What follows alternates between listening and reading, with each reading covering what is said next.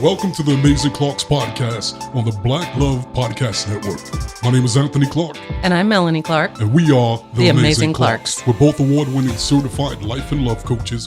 We've been working together as a team for 22 years, and we've been happily married and passionately in love for 30 years. They call us the Amazing Clarks because we empower people to live what, baby?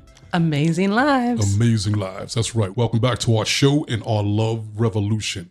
Yes. Now, I know I said love revolution, but put them up on game about the love revolution. Yes. The love revolution is all about bringing more love to the world. And when we can love ourselves, it is easier to love others. So we are here to guide you guys on how to live your best life, how to love, and how to date so that we create more love in the world. My favorite. Love it, love it, love it, love it.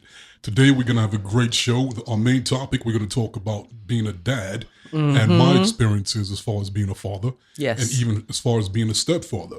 But before we get started, like we always do, let's catch up on our week. My week has been fantastic. One of the things that happened this week that just made me so happy is, you know, we talked about our kids had a little falling out with each other. Mm-hmm. And that really weighs on me. So we've been really loving on them and helping them work through their differences. And we had a family meeting and they came back together and they loved on each other and they had fun and everything is back to our normal loving place. Mm-hmm. Actually, no, let me rephrase that. Everything is more loving between them than it ever was. And you know, sometimes disagreements and problems happen so that we can learn and grow and get to the next level. And I really feel like they're more connected than they ever were. And that makes me really happy. You know what? I agree with you. Mm-hmm. I think it is better. Mm-hmm. And when we say kids, people, our children aren't little kids. Our children are grown-ass adults. Yeah. And they get along great most of the time. So when they do have conflict, it really stands out for us. Yeah. And the thing that I noticed that I thought was pretty interesting is that it bothers them when they're not all getting along. Yeah. A lot of families, they're used to it. It's like, so what? We don't get along. We don't like each other. We got into a fight. We're not talking to each other. Right. But our kids, they're very different. They live very different lives, but they really, really cherish their relationships with their siblings. Yes. You know, so they were really hurting that they weren't getting along. Yeah. And I thought that said a lot. Yes, definitely. And it was sad to see you hurt, to tell you the truth. It was sad to see them sad, but it was really sad seeing you sad. And you're the mama bear and you love your cubs and you want them all to get along. And when they don't get along, it really gets to you. Yeah. And I realized that even though it bothers me, it's not my place to fix it for you. Right. You know, but it does as a husband and a father, it is hard to watch. So I'm glad everybody made up. Yeah, me too. You know, I want to say something about that too, that you did such an amazing job helping them. You know, we met with them individually. We heard their side of the story. And you just are so loving and so kind and so just supportive. Honestly, that just makes me love you so much. And specifically, because it was my 2 adult children that are your stepchildren. And they have been in your life for a long time since they were little kids. Mm-hmm. So you've done a great job as a stepfather. Like you're their father, you know, they have a dad, but when it comes to their relationship with you, like they've said to me so many times and to you that you're always there for them. Like you always know the right thing to say. You're affectionate. You hug them. You kiss them.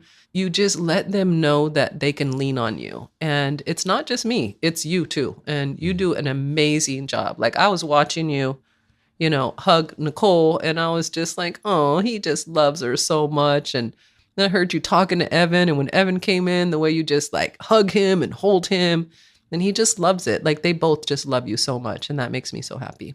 Oh, thank you. You're welcome. That means a lot to me. And actually inside right now, I'm all being all gushy and a little teary-eyed. I know it's not showing on the outside, but that means a lot to me because I do love them. Like you said, I've known them since they were little kids. Mm-hmm. And I really value my relationship with them, and I value my role as a stepdad. Yeah. So I'm glad that I could be there for them. And I feel mostly overall, I understand them. It's like, I think we're the perfect pair for them, because you're like extra feminine, extra maternal, and you love them in a certain way. But then that has its limitations when you're dealing with conflict. And because of my style, I love them, but I come from that very masculine perspective, but still loving. So I'm able to connect with them and talk about subjects in a different way than you can. But the combination of us doing it together is what makes it work so incredibly well. Yeah. I had a lot of growth too through the whole thing as a mom, because, I work really hard not to take sides and not to, not to make it worse. Right. So in the beginning of the conflict, I poo-pooed it, like, oh, it's okay. It'll work out. We'll get on the other side of it. Everything's gonna be okay. Right. I was just trying to be positive mom. And in that, I found that I kind of alienated one of my children. And so I had to look at that in myself and apologize for it and recognize, like, no, this is a big deal to you. And I should not poo-poo it and, minimize it for you. So let me meet you where you're at. And I did apologize for that. And it was some growth for me, like, be aware of that. Be aware of that as a mom. Don't just be positive. Right. If someone's hurting, like if one of your kids is hurting, something's bothering them, don't go straight to positivity. You got to work through that. You got to meet them where they're at and allow them to process their feelings and not just try to fix it right away, which is what I was trying to do. Like, let's just get back to love. Let's hurry up, Right. Because I want that. But also I recognize they're growing, and I don't want to take away that experience, and I don't want to minimize it, because they did get a lot of growth out of it. So I'm glad that I caught that in myself. Right. And I think the ultimate thing that they walked away with was the realization to accept each other for who they are. Yeah. Everybody has expectations of who they think you're supposed to be as a brother, as a sibling, as a mother, as a father, as a sister. And when you don't live up to those expectations, then there's conflict, because then you're doing something wrong. Yeah. But the truth is, everybody is who they are. And the key is to learn to accept each other unconditionally. Yes, you may like them to be a certain way, but if they're not, drop your expectations and just love them for where they're at. Yep. And so I think that was the big takeaway. Let me be me, and I'll let you be you. Yep. And let's still just live and let live. I agree. Live and let live. So the kids are back. The other thing too that was really great about this, like, I created all kinds of like team meetings I did over the last week around this, and that is that everyone is going to have an area in a relationship that may not be your favorite, right? And it's just their stuff, and everybody has stuff, and we get caught up in looking at other people's stuff and trying to fix it and get them to fix it and look at it. But we really have to recognize that everybody's going to have some stuff, including us. When we love each other, we have to accept each other's stuff. Right. And it's not our job to fix each other and force each other to grow. That's going to happen naturally. Spirit's going to take care of that. You got it. Not our job. I agree. Yes. So good job. Good job to you. Good job to the kids. Thank you. Good job to the family. And we're back. Yeah, exactly. So let me ask you this. What do you love about being a father? What do I love about being a father? Actually, I can't say there's just one thing, but I'll go through the list. Okay. You got a list, babe? Is it written down? Pretty much. Right. I love being there to support them when they need help in ways that are my gifts. Okay.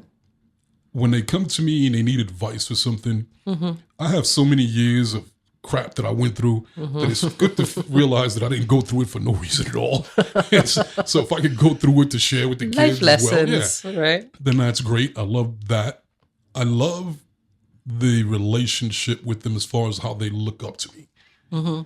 I love being a role model for them as far as showing them what a father could be like, right, or a man could be like, or a dad.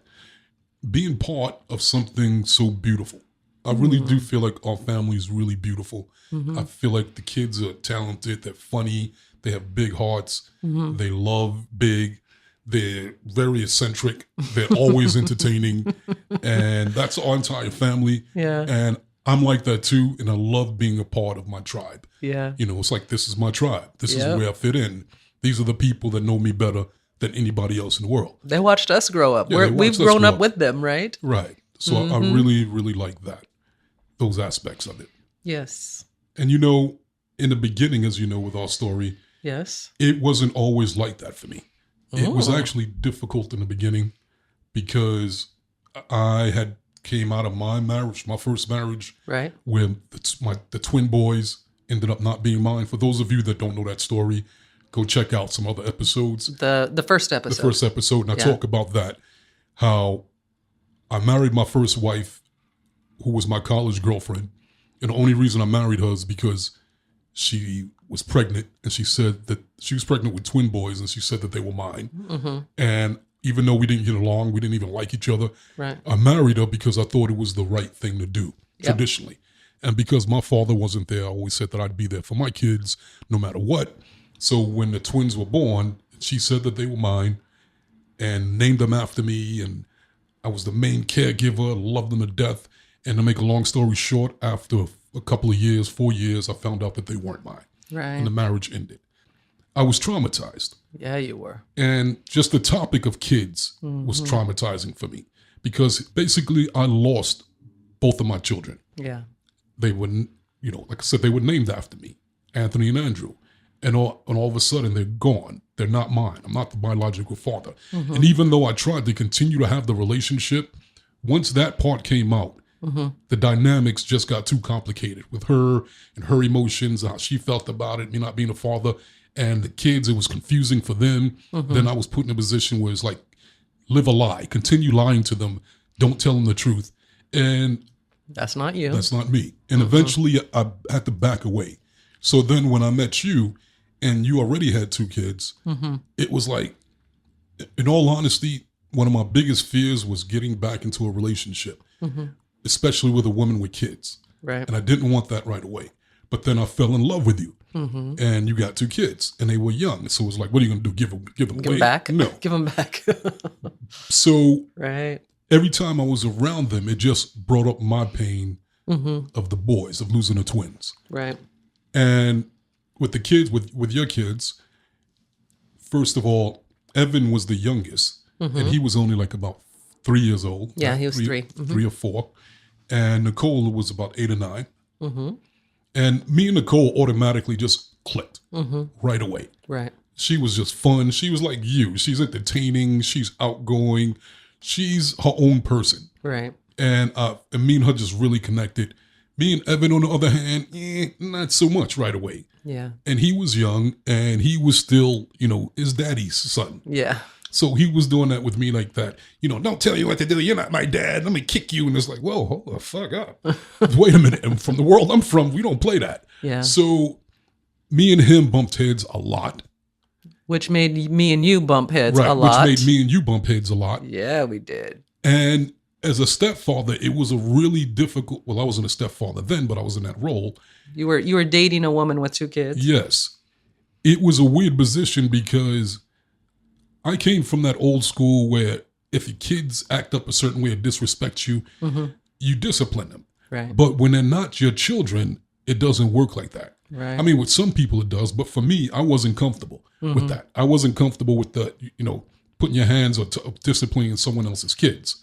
Which I appreciate because I didn't want you putting your hands on my baby. But there's a lot of relationships where they do that. Yeah. No, not me. Right. No. Mm-mm. And so it was like parenting from afar. Yeah. I slipped into that role of, you better stop. I'm going to tell your mother on you. And you know, and it was like, how the fuck did I get here? How did this happen? It got to the point where it was causing so much conflict that it was affecting our relationship. Yep. And we even got to the point where it was like, is this going to work out? Yeah. We almost broke up We almost so many broke up times. a couple of times, right? Yeah. And then I realized that I'm losing you and you're losing me because of it.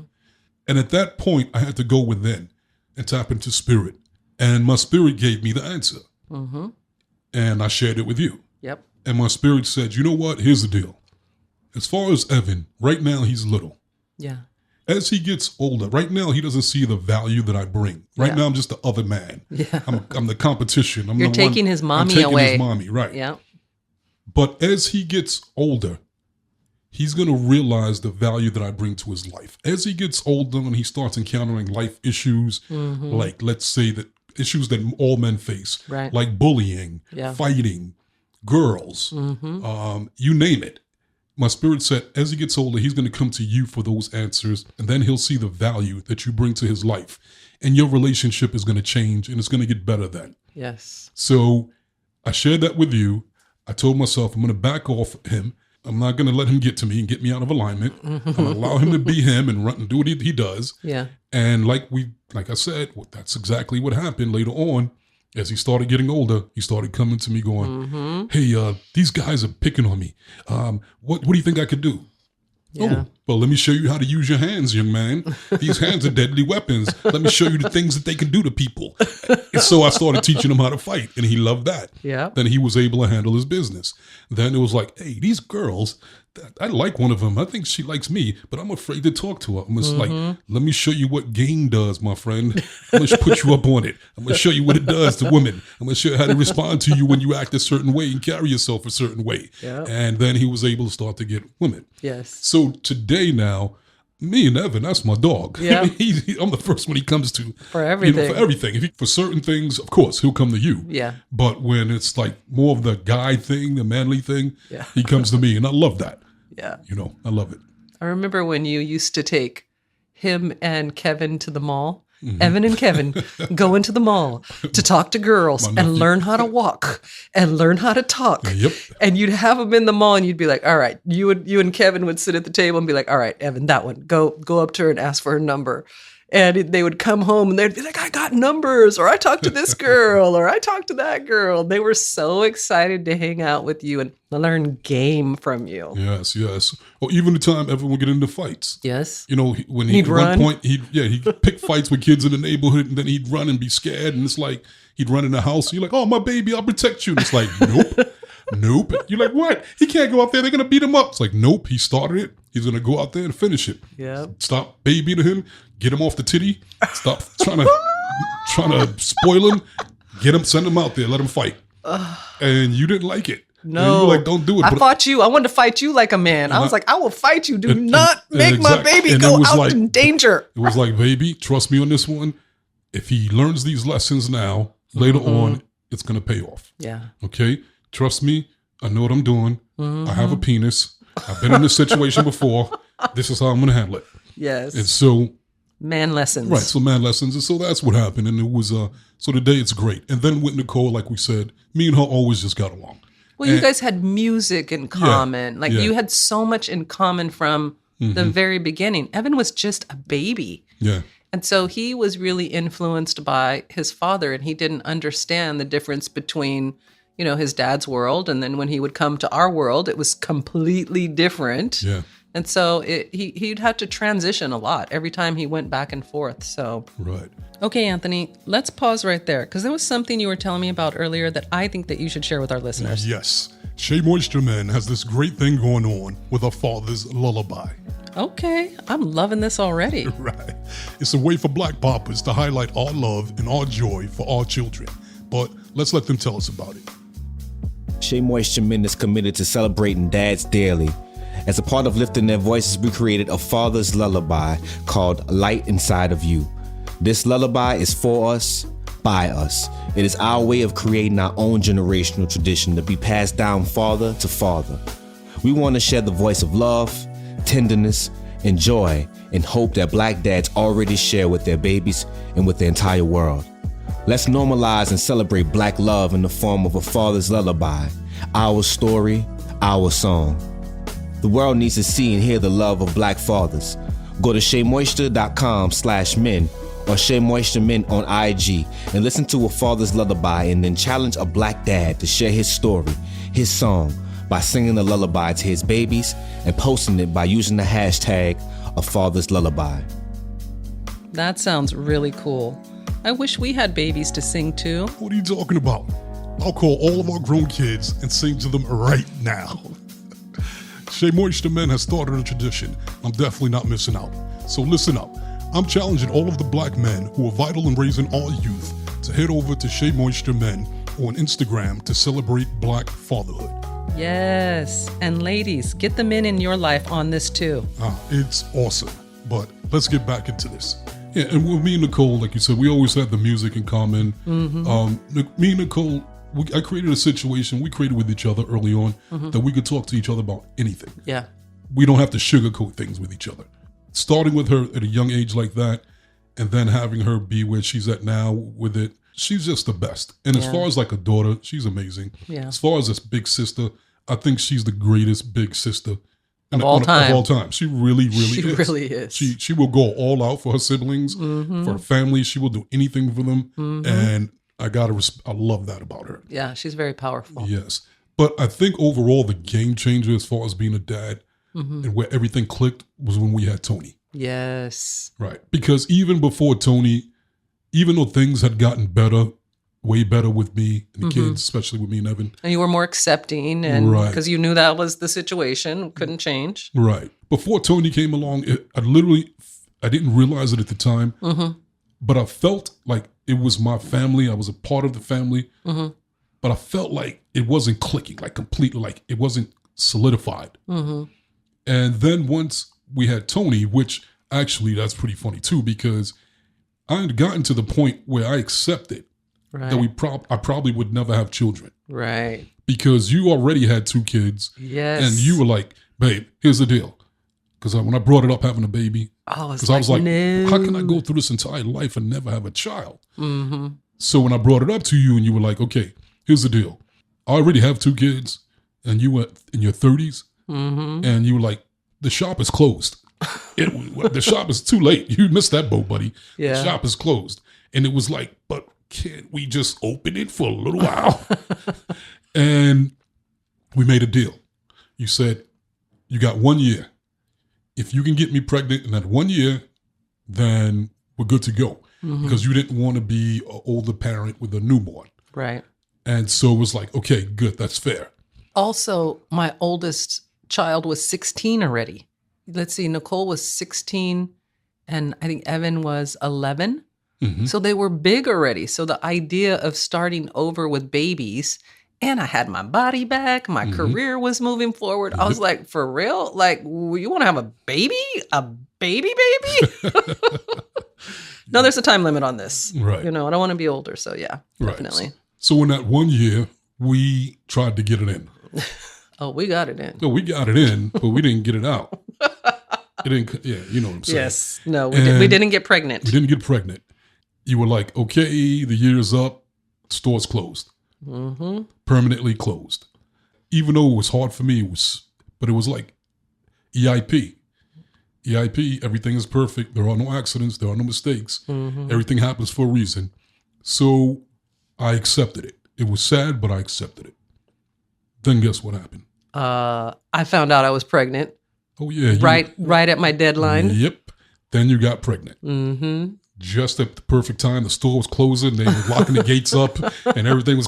And I was like, wait a minute. Excuse me. Wait a minute. Ran back in the store. Moving on. I was moving on. That's right. And you made it happen. And then Tony was born. Yes. Was a Christmas baby. And when she was born, to me, that's when everything solidified itself as far as a family. Yeah. Because it was like... She bridged the gap. She bridged the gap.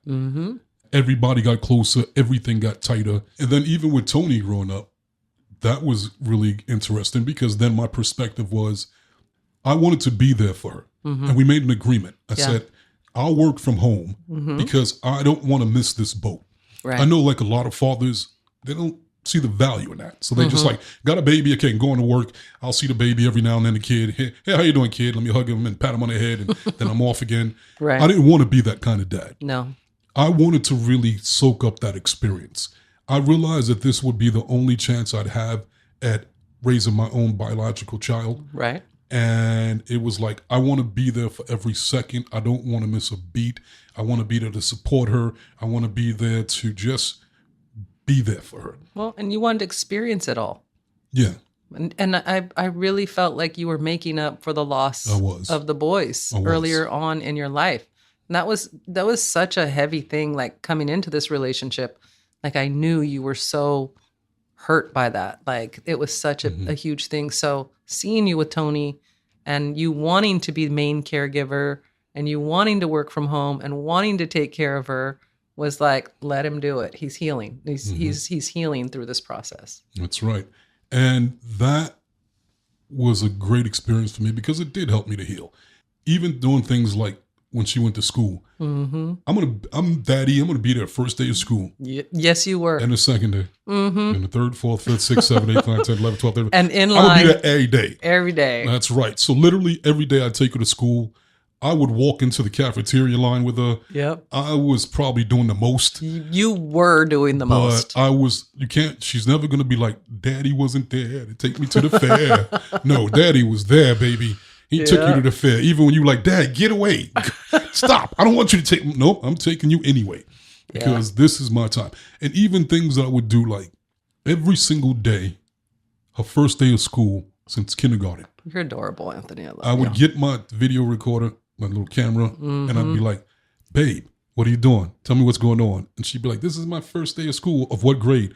Of kindergarten. Great. And then I'd film it at the end of the year. The last day. Every single year for her entire life, every single grade, I documented her first day of school and her last day of school. Even when it irritated her and even when it irritated you sometimes, it was like, nope. Nobody's going to take this away from me. Yeah. This is something that's special. It's once in a lifetime. Even when you were making me late for work. Even when I was making you late for work, it was like, we cannot miss this opportunity. Yeah. Work will be okay, but this one time in her life will never come back. Yeah.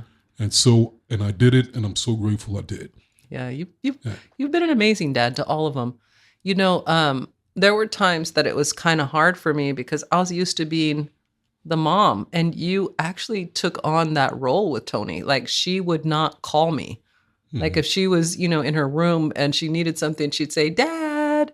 She would never call for mom because she was so used to you being the main caregiver. Right. And so I had to work a little bit harder, almost like I was the dad, because I was at work 8 hours a day, 9 hours a day sometimes. And I would come home. And, you had it handled, like her homework was being done and, her school clothes were ready. Like you handled it. And I had to work. It was different. I had to work harder to have a relationship with her because you were in the mama space. You were being the mom and the dad. So it was very interesting, the dynamic by having you be her main caregiver. Right. So let me ask you, did it bother you when you go up to the school? Because I was the one who was up at the school with her, and you'd see the women. I'll be honest. It didn't bother me. The women didn't bother me. I found the whole thing comical. And I've said this before. I think you're really attractive. And I've always thought you're really attractive. And when somebody's really attractive, they're going to get attention. So it doesn't bother me that you got attention at the school. I just thought it was hilarious when I would show up and they would get weird. They'd be like, oh, hi, Mrs. Clark. Oh, hey. Oh, hi, Mr. Clark. And look away. When I know when I wasn't there, they were like, hey, hi. Remember that one time we went into the office and the principal didn't know I was with you and you were asking to speak to her and she's in her office and she couldn't see us. And she was like, oh, hey, Mr. Clark. And then she comes out and sees me and she's like, oh, hi. Oh, hi, Mrs. Clark. She goes, I know that voice. Hey, it's Mr. Clark. And she ran out all giddy. And she saw you. She was like, "Don't." Yeah. No, so that part didn't bother me. I actually, and you'll know this about me.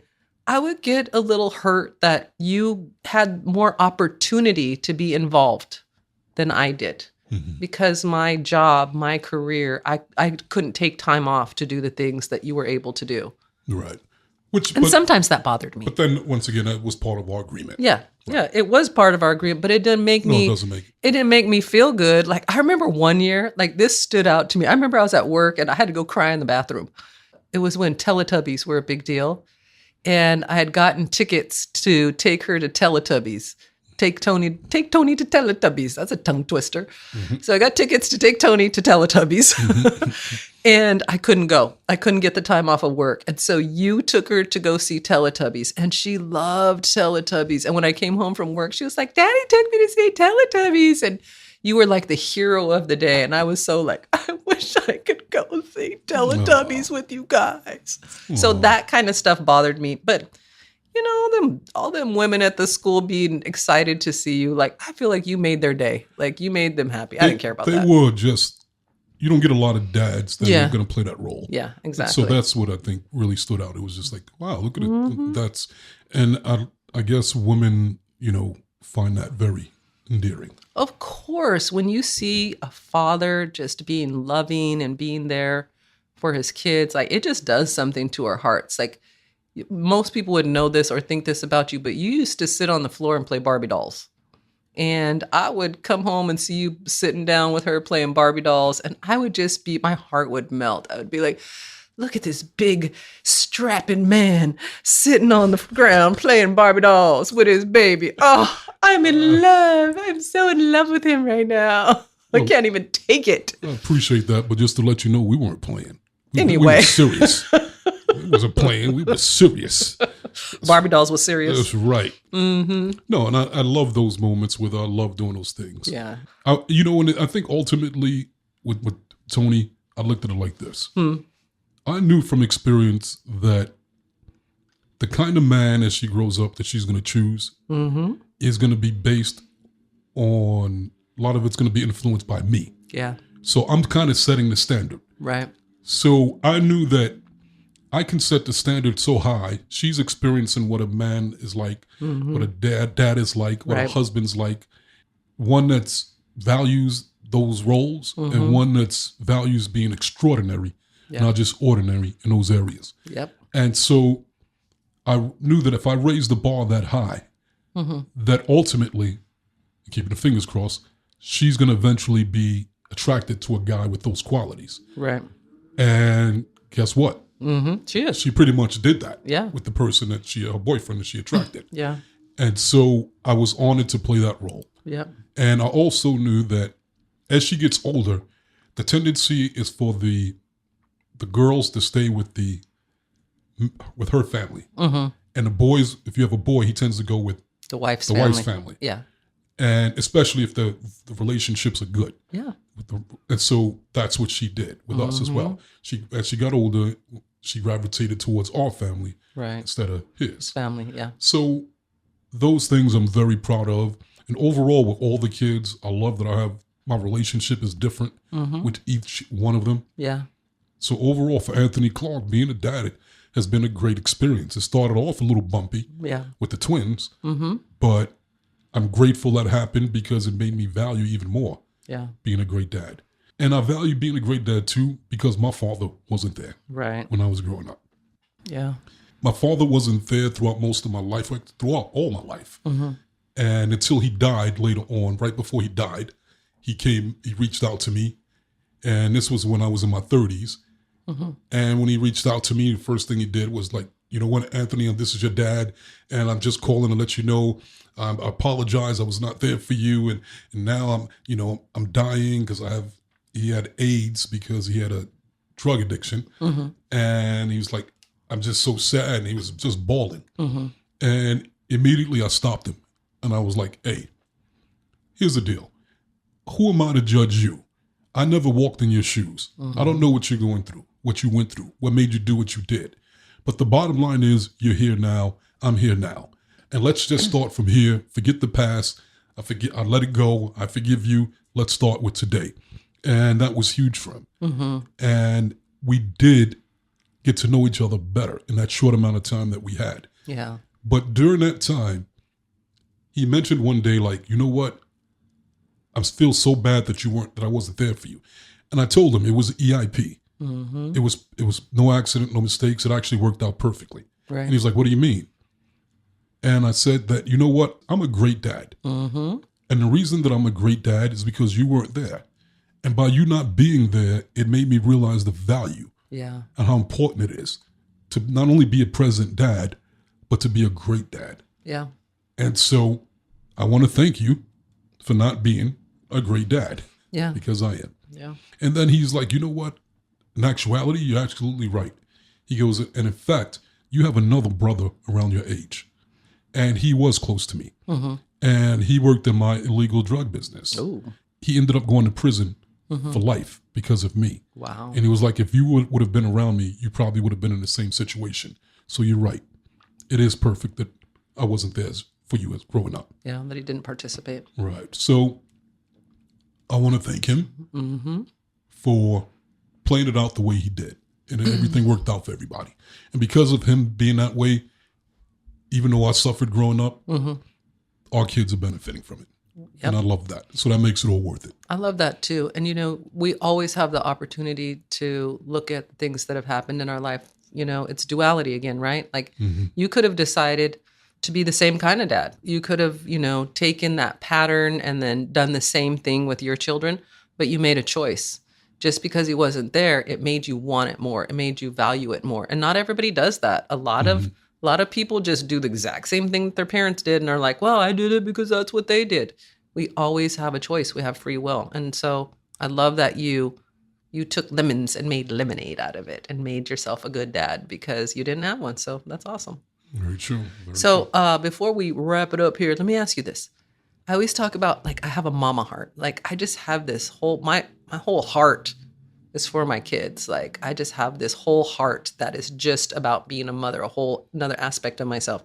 Do you feel like you have a papa heart or a daddy heart or anything like that? Do you have that space inside of yourself that is filled up from our children? I do.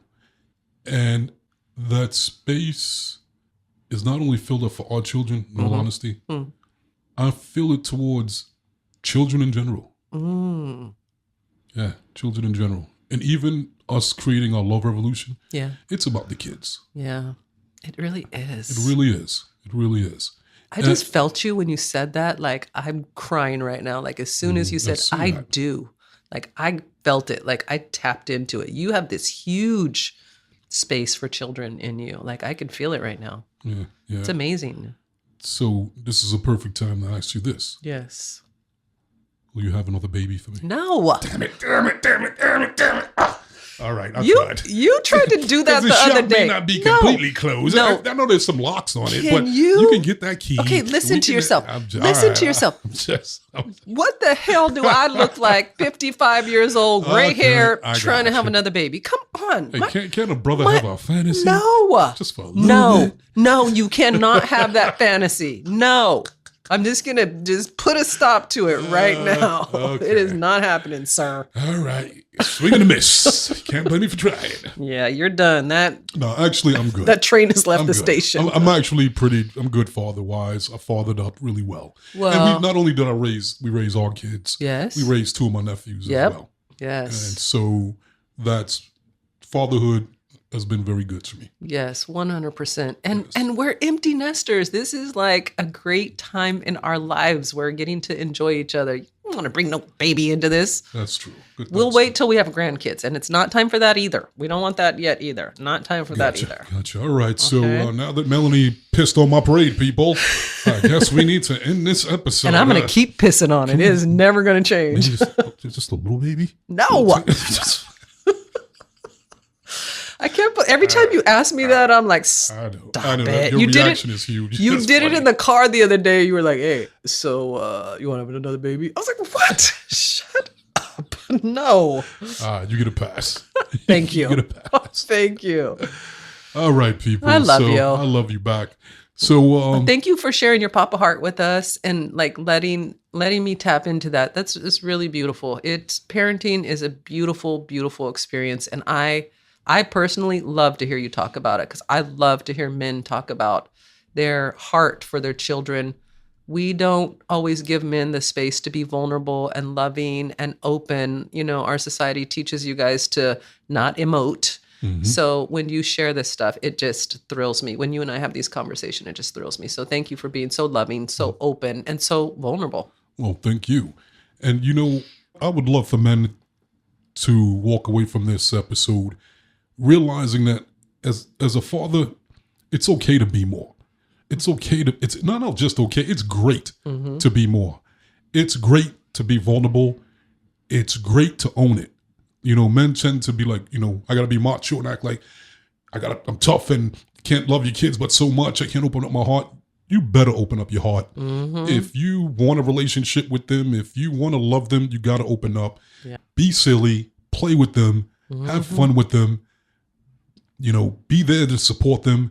Yes. Even when they frustrate the fuck out of you, just keep loving on them. It'll be all right. Yes. And so I would love for men to walk away with that. And one more thing I want to add real quick. Yes. And this is to get away from that perspective that, especially in the black community, that black men aren't good fathers. I'm not buying that at all. And I'm not an exception. There are actually a lot of tons of great black fathers out there. Yep. I have a friend who's a really close friend of mine who happens to be Costa Rican. And one day he was saying something to me about, you know, black men being fathers. And I was like, what do you mean? He's like, yeah, you know, the black men aren't there for the kids and traditional, you know, that stereotype. It's true. Ugh. And I was like, really? Is it true? And he's not racist, you know, but he really said it and meant it. He believed the hype. And it was like, really, dude? Okay. The narrative. And he has tons of black friends. I mean, most of his friends are black. And so I was like, okay, let me ask you this question. Think about all your black friends. How many do you have? He goes, almost all my friends are black. I go, okay. So now, how many of them are fathers? He's like, almost all of them are fathers. Now, how many of them are good fathers? Great fathers. He was like, okay, you were definitely a great father. This guy, that. And as he went through the list of all of his friends, he realized something. Yeah. That all of his black friends were amazing fathers. Yep. And he said, hell, I'm a shitty father compared to what they are and what you guys are.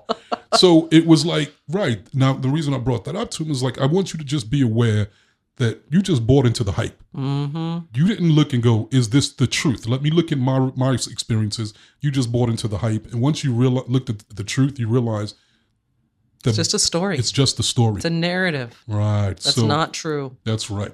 So I just wanted to share that before we go. To all the fathers out there, black, white, yellow, you name it. just keep being great dads. And I thought you were going to do this song like black and white, red and white, yellow, green, and red and white. And he loves the little children Love of the the world. Yeah. No, I ain't doing that. So here we go. So it's okay. All right. So now that we ended on that good note, good times. We hate to go, people, but it's about that time. It's about that time. So thank you for being a part of the Love Revolution and the Amazing Clarks podcast on the Black Love Podcast Network. And so, babe, what do you want to leave them with? Yes. So I just want to send you guys some love. Thank you for tuning in. Thank you for sharing us. Please share us. We love when you share us. We call that spreading the love. You're helping people learn how to love themselves more. And so that makes you part of the Love Revolution. Please follow us on social media. Yes. Under the Amazing Clarks. And be sure to download the Black Love Plus app so you can see all of the Black Love content. Yes. And I hope you guys are going to watch season 5. It's already started. Of so you Black better Love. catch up. You better catch up. Catch up. We love Black Love. So you guys tap in. That's right. So we just gave it to you. What you gonna do with it? What you gonna do with it? Yes, exactly. All right. We'll see you next time, guys. All right, guys. See you next time.